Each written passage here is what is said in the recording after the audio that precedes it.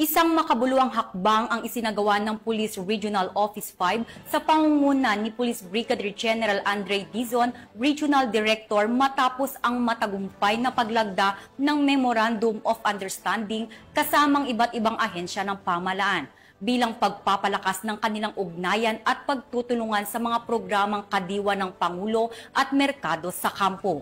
Police Staff Sergeant Mercolito Lovendino Jr. sa report.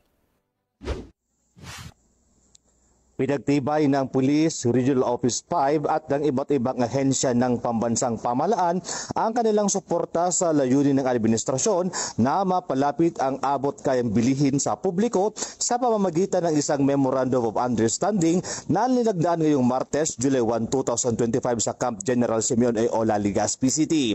Ang kasunduan ay bahagi ng pinalakas na implementasyon ng programang Kadiwa ng Pangulo, gayon din ang inisyatibong Agraryo Merkado sa Kampo na regular na sila sa gawa tuwing Martes sa loob ng kampo. Layunin ng naturang programa na maghatid ng abot kaya at dekalidad ng mga produktong agrikultura at pangisdaan, kabilang ng mga pangunahing pangangailangan direkta mula sa mga lokal na magsasaka at mangingisda. Ayon sa Pro5, bukod sa pagtulong sa mga kawani ng PNP at kanilang pamilya na makabili ng murang bilihin, malaking tulong din ito sa mga lokal na producer upang mailapit ang kanilang produkto sa mas malawak na pamilihan.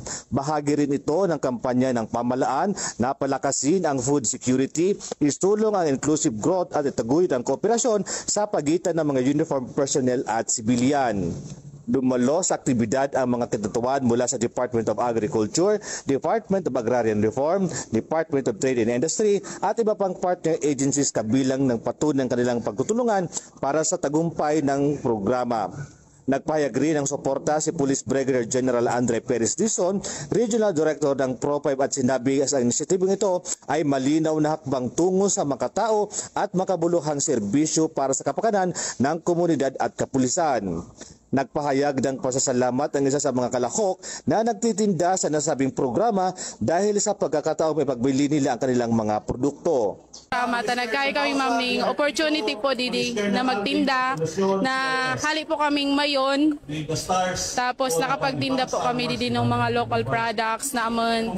Tapos pinaka-importante ma'am, nakatinda na kami, may sahod pa kami every Tuesday na magatinda po kami didi. Salamat po, salamat ng maray. Ang kadiwa ng Pangulo at Agraryo Merkado sa Kampo ay inaasahang magpapatuloy sa mga susunod na buwan na posibleng palawakin pa sa iba pang kampo at himpilan sa reyon upang mas mapalawak ang benepisyo nito.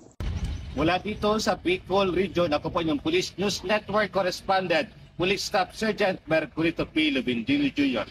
Alagad ng batas, tagataguyod ng balitang pulis.